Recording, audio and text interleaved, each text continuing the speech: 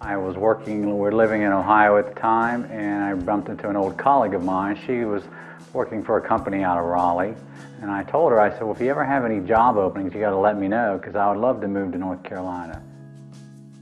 She says, well, matter of fact, I do. I moved down by myself, and Ann and the kids were still at home trying to sell our house in Ohio, and we came down and were able to set up an apartment, and I was able to stay for a while and started work. So I was with the company about 3 months, and when all of a sudden we got called into an office and they let every one of us go. The company was bankrupt. They were unable to pay their last paycheck. It was a very difficult time, some tough decisions that had to be made. How was I going to get any money to pay this first mortgage payment that was due?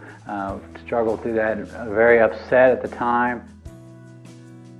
So several months later, I had found another job. I was back to work. I was working for a company. We were doing a lot of work up in Washington, D.C., so every week I was flying back and forth to Washington, D.C.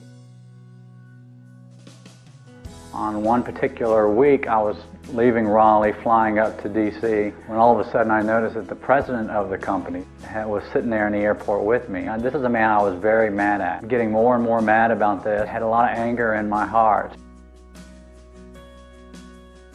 About that time, as clear as can be, I heard God speak to me. And what God said was, forgive this man.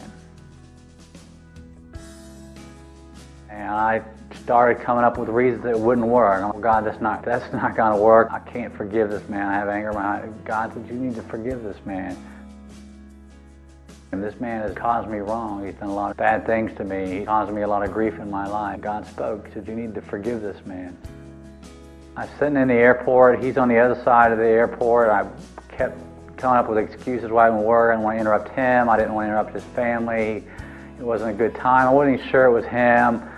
And I waited long enough to where they started to board the plane. Well, I was in the cheap seat, so I was about in the middle of the plane, towards the back of the plane, and Stan came on. He was closer to the front of the plane. And I reasoned in my own mind, I'm like, well, you know, God, that time has passed. I can't follow that request that you've asked me, because he's way up there, and I'm sitting in the back. I can't talk to him anymore. And God said, you need to forgive this man. And I'm like, I'm not sure how this is going to work anymore. I can't see him. So we're on the plane. The plane backs up from the gate. We go out on the tarmac. We start to take off. We're speeding up to take off. And we get about to the point where we would lift off the ground. We slow down all of a sudden. The pilot comes on. He says, well, we're having a light come on, blink on. We don't think it's a failure with the plane. We think it's a problem with the light, but we're going to go back in and have the mechanics check it. The pilot came back on. He says, well, we need to change planes. This plane's not going to work. They said, well, we're going to have some buses come out and pick you up. We can't pull the gate. We're going to put you on a bus and then drive you over to the gate. Like, well, God, you know, maybe you're giving me another chance. Maybe I'm going to have to do this after all. I didn't really want to do this, but maybe this is what you're speaking to me. I was one of the last people to get off the plane, so everybody had gotten on the bus. I got on the bus and there was one seat left. That one seat was sitting next to Stan, right beside the president of the company. I sat down, and at this point I realized that God had all this in plan from the beginning. He had, when I came up with an excuse why it couldn't happen, God made a way that it would.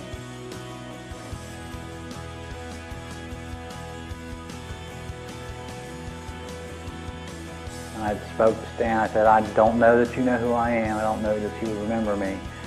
But I used to work for you at the company that went bankrupt. And that caused a lot of anger in me. But God has spoke to me clearly, and God has told me that I need to ask your forgiveness, and I need to forgive you. And that was a pivotal point in my life. That as soon as I said that, and as soon as I was able to have this discussion with him, and then it turned all that anger away. It removed all the anger from my heart.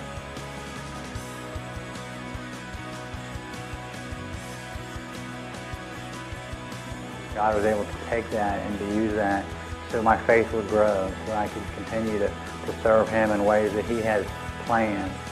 I'm glad that, unlike Jonah in the Bible, when Jonah chose not to listen, he was swallowed by a whale. And the only thing that happened to me is that God opened up this seat right next to this man. So I'm glad that I had that opportunity to get that issue resolved, to get rid of that anger. Now, occasionally I can still get angry today. Just ask my kids if you're not sure about that.